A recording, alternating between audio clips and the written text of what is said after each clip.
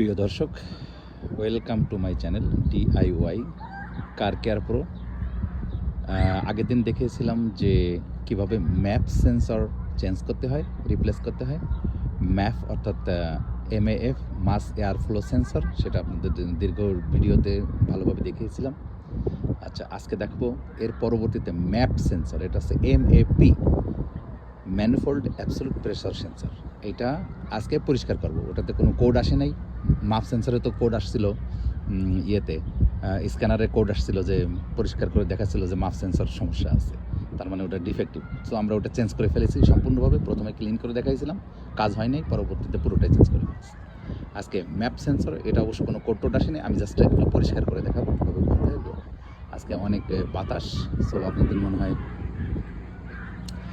ক্যামেরাটা একটু দুলতে পারে, তো আপনারা ক্ষমা সুন্দর দৃষ্টিতে দেখবেন। আমি যতটা সম্ভব কাছে নিয়ে যাচ্ছি, কাছে নিয়ে আপনাদেরকে দেখাচ্ছি। এই যে নিচে এই যে সবুজ একটা ডট, সরি, ওই যে সবুজ একটা ডটের মধ্যে দেখা যাচ্ছে দূর থেকে, এইটা হচ্ছে ম্যানিফোল্ড অ্যাবসোলুট প্রেসার সেন্সর। আগেই বলেছি যে এরকম মার্সিডিজের বা BMW পার্টসগুলো মোটামুটি হাতে পাওয়া যায় এমন এমন জায়গায় পরেই থাকে, সেই জন্য পাল্টানো সহজ হয়। ইঞ্জিন খোলা লাগে না, বা ইঞ্জিনের মধ্যে ঢোকা লাগে না, বা নিচে যাওয়া লাগে না গাড়ির। যাই হোক, এনিওয়ে আমি দেখাচ্ছি কীভাবে। আজকে আমি আনছি টুল বক্স আনিছি, তারপরে এই যে অটোমোটিভ সার্ভিসের জন্য যে টাওয়েল থাকে, টাওয়েল আনছি, আর বড় টাওয়েল আনছি যেটাতে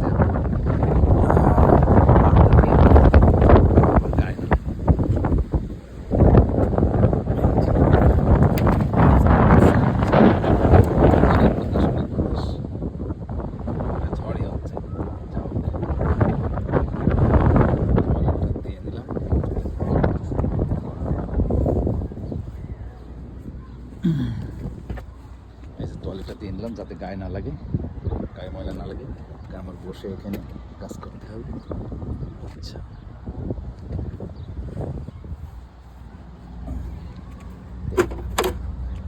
কলটা উঠে নিলাম। এবারে হচ্ছে সকেট লাগবে।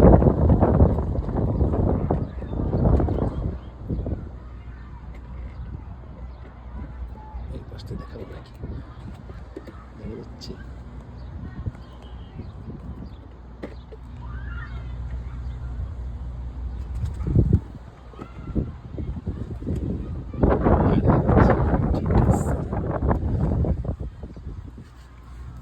টাওয়েলটা এখানে গুজে রাখি।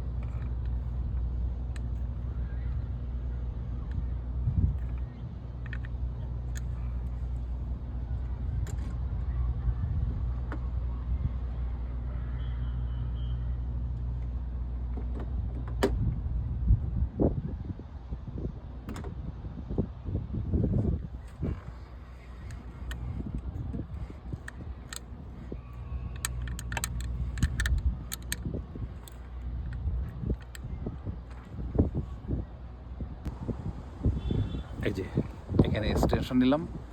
প্রথমে লাগবে আমাদের এই সকেট 1/4। আচ্ছা, এর সাথে এক্সটেনশন নিলাম, এক্সটেনশনের সাথে র্যাচেটের সাথে জুড়ে দিলাম।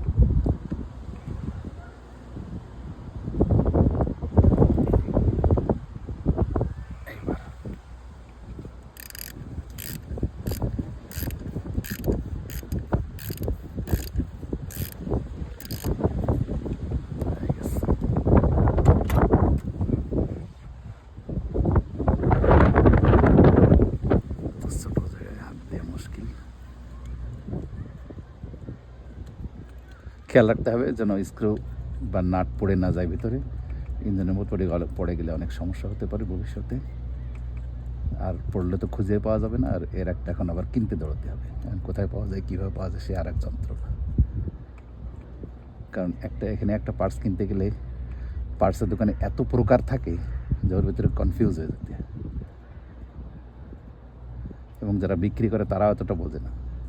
আমাদের ওই নাট বল্টু ওটা নিয়ে যেয়ে মাপ দিয়ে দেখে নিয়ে আসতে হয়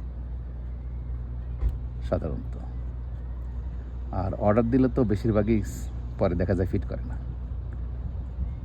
যা হোক আস্তে আস্তে এই যে বের করে ফেলছি, সিটের জায়গায় রাখি হারাই না যায়।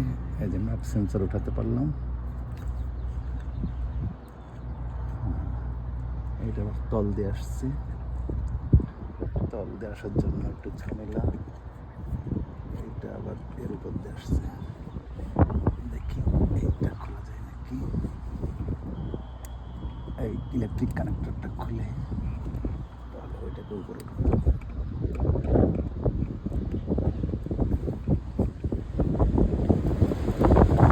অনেক বাতাস, অনেক বাতাস, অত মনে হয় 200 কিলোমিটার বেগে বাতাস হচ্ছে। আপনারা শব্দ মনে শুনতে পাচ্ছেন বাতাসের।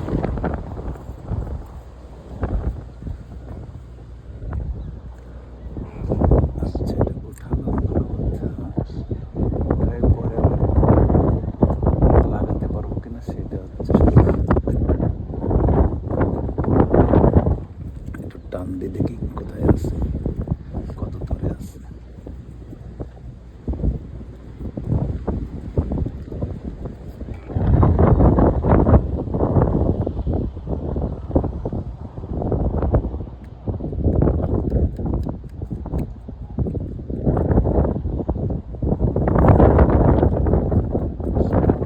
একটু ক্লিন করে দেখি, অনেক ময়লা।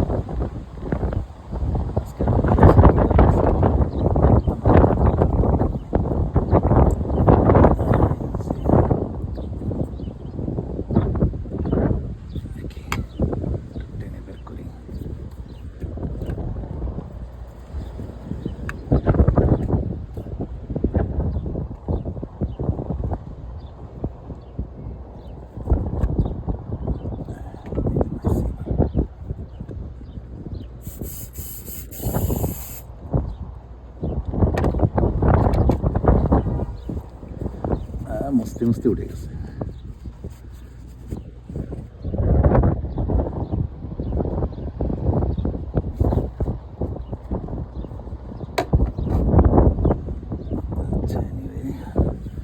আসছি যখন একটু খুলি, ইলেকট্রিক কানেক্টর কি খুলবো নাকি খুলবো না?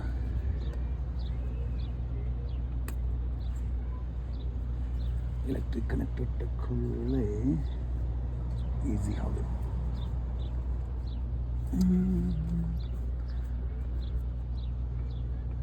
একটা অনেকদিন খোলা হয় না, ধুলো ময়লা যে এমন জাম হয়ে গেছে, ওরে বাবা রে বাবা। বেরো বেরো বেরো, কি ধরি, এইটাতে ধরি।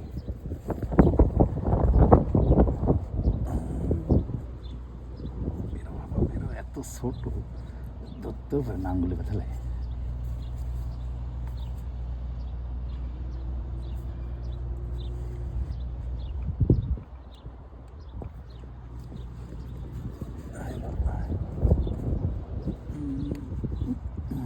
রয়েছে বেরোইছে না বেরোয়নি তো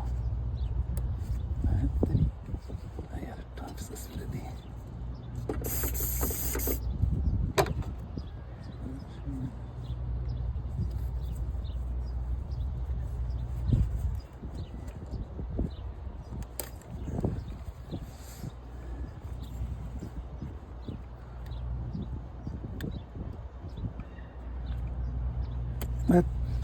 দরকার নেই খোলার দেখি এটা খুলে সিঁড়ি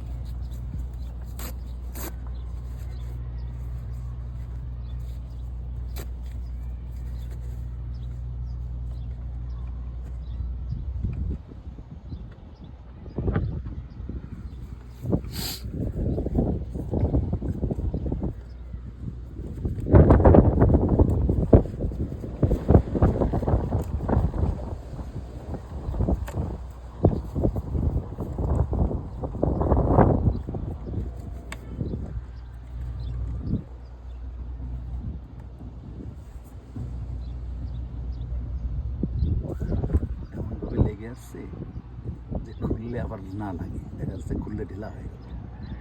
এটা কি ওরা হিট দিয়ে লাগাইছে না কি দিয়ে লাগাইছে বুঝতে পারছি না, বেরোনোর তো কথা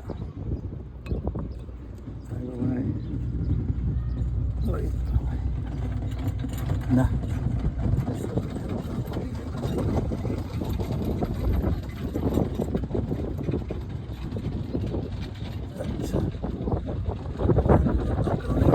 আমি এইভাবে স্প্রে করে আবার লাগাই দিই, যেহেতু এর কোনো কোড আসে নাই যে এটা নষ্ট, এরকম কোনো প্রমাণ নেই, সুতরাং এটাতে আমি ডিস্টার্ব করলাম না। এইটা এখানে লাগালাম, চিকন পাইপ লাগাই ভিতরে স্প্রে করে দিই। কিরে বাবা লাগিস না কেন, ওই পাশ লাগাই।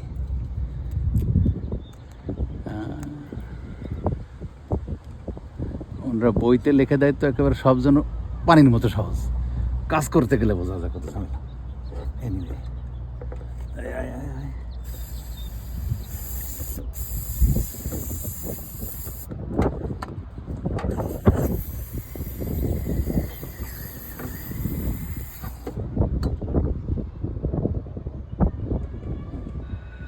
ব্রেক ক্লিন দিলাম না, কারণ ব্রেক ক্লিন আছে খুব হার্ড।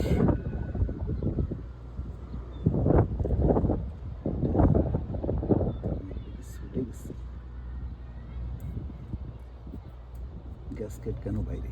গ্যাসকেট তো বাইরে থাকার কথা না, তো আরো ঢোকার কথা।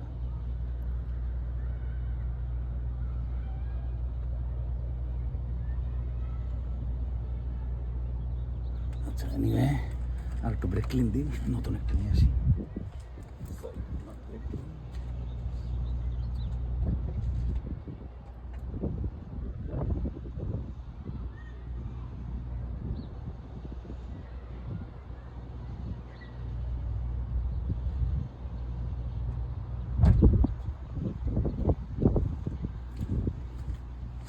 আচ্ছা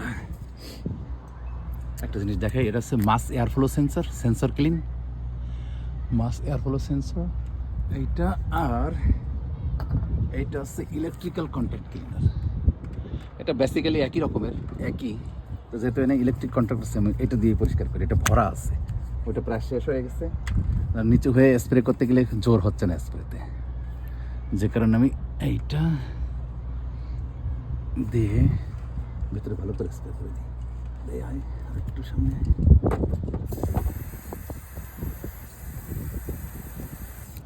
ঠিক আছে, ইলেকট্রিকটাও একটু করে দিলাম, একটু করে দিই, একটু করে দিই।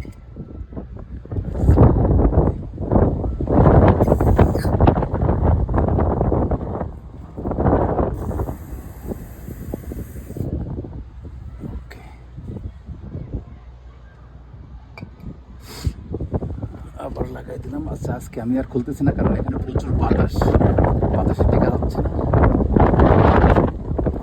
অন্যান্যগুলো ইজিয়ার ভাল্ব খোলার পরে, ইজিয়ার ভাল্বের ব্যবস্থা করাটার পরে মোটামুটি ইজিয়ার ভাল্বের যেসব কার্যকলাপ আছে, এরপরে ইজিয়ার ভাল্ব খুলবো, খুলে ওটা ব্লক করবো, ব্লক করে আবার লাগাবো, লাগাই দেখবো কি অবস্থা। এরপরে যদি তাতে কোনো সমস্যা হলে তখন যেটাকে বলে ইডিআর ডিলিট করে একবার আমি লাগাই দেখবো কী অবস্থা। এরপরে যদি সমস্যা হয় তাহলে নতুনটা কিনে এনে ইজিআর ভালো আবার রিপ্লেস করে দেবো, তারপরে আবার ম্যাপ সেন্সর ধরবো। এখন আপাতত আর এটা নিয়ে ডিস্টার্ব করতেছি না, যেহেতু এর কোনো কোড আসে নাই, সেহেতু ধরে নিচ্ছে যে ঠিকই আছে এটা। নিয়ে আবার লাগাই দিই এটা আমি আজকে করতাম যদি এত বাতাস না থাকতো। বাতাসে আমাকে মাঠে শোয়া ফেলতেছে, কারণ এত ঠান্ডা লাগতেছে, বেশ একটু পরপর নাক ঝাড়তে হচ্ছে, যে কারণে এই বৈরী পরিবেশে এইসব সূক্ষ্ম কাজ না ধরাই ভালো। চলতে থাকুক। এই যে নিয়ে আসলাম, লাগো বাবা লাগো, এইবারে দিকে যাবে।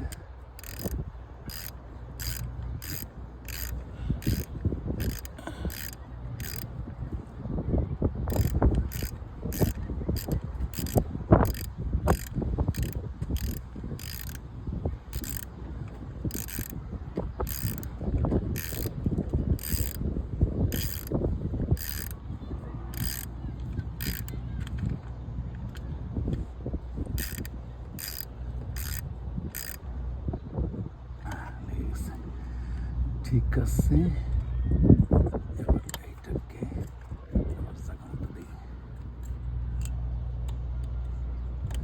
এগুলো কেউ কোনোদিন খোলা হয়নি আগে, কোনো মেকানিকের খোলার দরকার হয়নি, কারণ এগুলো এ জায়গায় নষ্ট হয়নি, এখনও নষ্ট না। তারপরে আমি এগুলো সব চেঞ্জ করে দেবো এক এক করে। এইগুলো কাজ হয়ে গেলে তারপরে ধরবো ইঞ্জিন ধরবো। এই যে তেল কালি যে লেগে আছে ইঞ্জিনে, এইগুলোর একটা ব্যবস্থা করতে হবে। এই যে ইঞ্জিনে বোঝা যাচ্ছে যে এখান থেকে গ্যাসকেট দিয়ে, এখানে গ্যাসকেট দিয়ে অয়েল লিক করে, মানে মোবিল লিক করে। এইটা হচ্ছে ভালভ কভার। এরপরে এই ভালভ কভার, এই পাশে 4টে সিলিন্ডার, এই পাশে 4টে সিলিন্ডার, V8, এই পাশে 4টে সিলিন্ডার, এই পাশে 4টে সিলিন্ডার। এই ভালভ কভার সেজন্য দুইটা, একটা ভালভ কভার আর একটা ভালভ কভার। তো আপনাদের সময় নষ্ট করতেছি না, এটা খুলে ক্লিন করার দরকার ছিল, করতে পারলাম না। শুধু ওই পছন্দে যতটুকু যায় বাতাস আপনি দেখতেই পাচ্ছেন, বুঝতে পারছেন।